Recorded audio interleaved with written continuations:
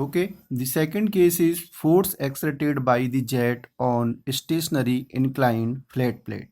From the figure, we can see that the plate is inclined and fixed, and the jet of water flow through the pipe and strike on the fixed inclined plate.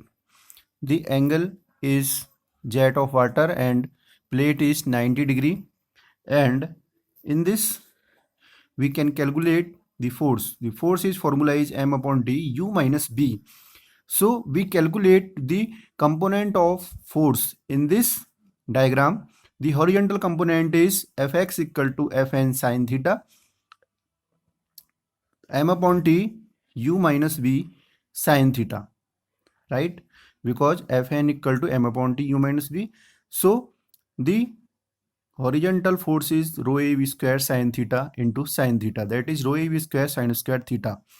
And we calculate also fx equal to fn cos 90 minus theta, that is cos 90 minus theta is sine theta. So fx equal to fn sine theta and fy equal to fn sine 90 minus theta, that is the vertical component.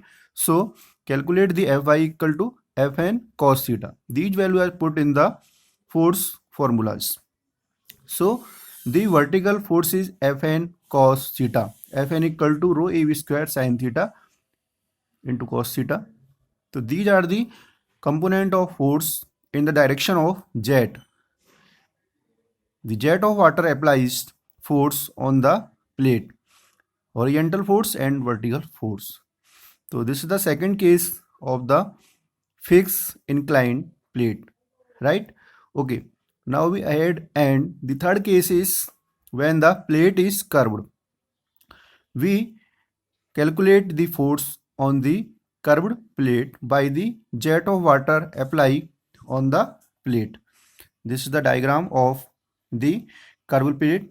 We can see that this is the curved plate and this is the fixed by the beams, and this is the nozzle, this is the pipe, and this is the diameter of the jet. When the water through in the jet and strike on the fixed plate, after that it goes to in the anti-direction of the direction of flow. So we can say that the final velocity is minus v, because the first velocity is v in the horizontal direction and this is anti-direction of the horizontal. So the final velocity is minus v. Now we calculate the force. Formula is again m upon t u minus b. So the direction of flow, the force is fx, that is rho a v, v minus v cos theta, because the velocity is negative minus v. So the component is minus v cos theta.